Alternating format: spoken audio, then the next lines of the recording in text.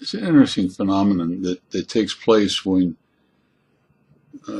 you're searching something on the internet and happen by accident to stumble over something else, and then discover that you're completely oblivious to this issue. And this happened just recently. And I was reading an essay in a magazine on the internet, and I don't know why I clicked on the next page, and there were some other pages, there's some other essays that have been written, and I clicked on one that I didn't understand, and it said Voynich manuscripts.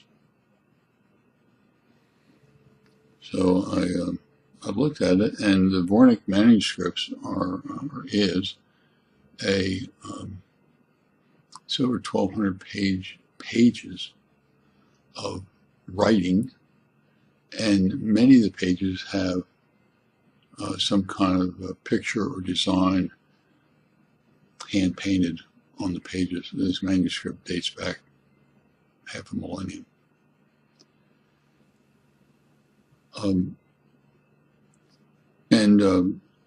When I was in graduate school, these manuscripts or codexes that you had to study, and you had to determine which is the better one and which is the least best one. But I'd never heard of Voynich, and because I hadn't heard of it, I wanted to see what I was missing. Turns out that it wasn't what I thought it was. And what's interesting about it is that the name comes from a guy who I think was born in Lithuania and wound up in Poland, and then he was a revolutionary. His last name was Voynich. And he spent some time in prison, and then once he got out, he kind of went straight and went into selling ancient books, old texts, old manuscripts. Moved to the United States, and then moved back to London, and spent his entire life after being a revolutionary as a seller of old books.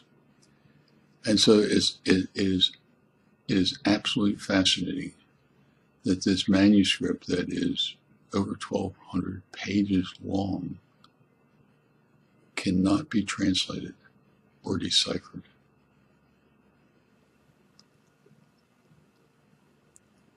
Everybody with any either scholarly background or cryptographers or people in coding or encoding things, no one has yet been able to translate a single word of the manuscript. Now, there are some add-ons to the manuscript. In other words, somebody has come back later on and added something in languages that are translatable. But the manuscript itself is obviously of a language that nobody can translate. And so if you can decipher, and the essay has probably half a dozen pictures of pages from that manuscript. So if you can translate anything, let me know, and I'll give you credit for translating for me, and then I'll publish it. But I appreciate your time watching and listening to this video and reading this essay. Meantime, you take care.